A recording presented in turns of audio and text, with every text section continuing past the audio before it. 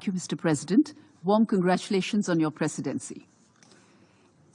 The basic premise underlying the theme of our discussion today is the erosion of trust in multilateral institutions and the need for reform.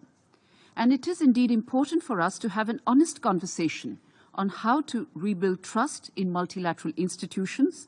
Allow me to make 4 quick points as suggestions in this context. 1.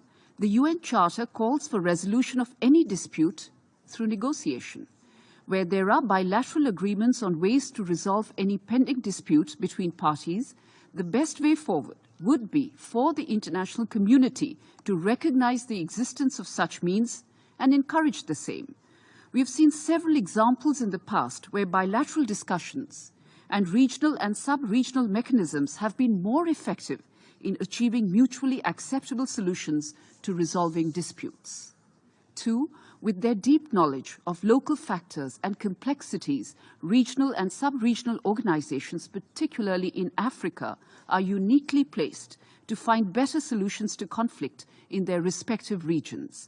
We therefore support engagement between the United Nations and regional and sub-regional organizations in line with the United Nations Charter. 3.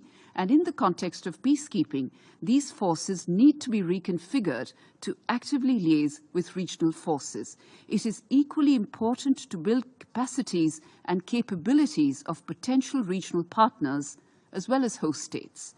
We have done so on our part with several partners, especially in Africa. We also need to support African-led peace operations with resources and well-defined mandates that from their very inception also factor in exit strategies.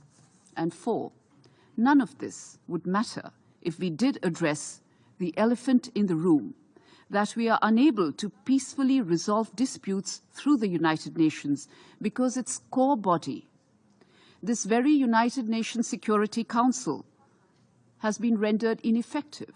Unless we undertake comprehensive reforms and get this House in order, we will continue to face a continuing crisis of credibility.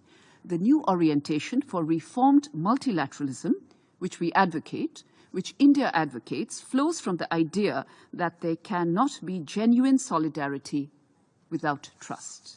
An overwhelming majority of countries from the Global South, Mr. President, share our conviction that a reform of the UN architecture is no more a question of why, but rather when and how soon. The opportunity provided by the Summit of the Future next year should drive us towards change in the direction of a reformed multilateralism, including through the expansion of the Security Council in both categories of its membership. Finally, and regrettably, I am constrained to state that Pakistan has stooped once again to misuse the August Forum of the Security Council. Their observations are baseless and unfounded and therefore rejected in their entirety. The Union territories of Jammu and Kashmir and Ladakh are an integral part of India as a result of Jammu and Kashmir's legal, complete and irrevocable accession to India in 1947. Thank you.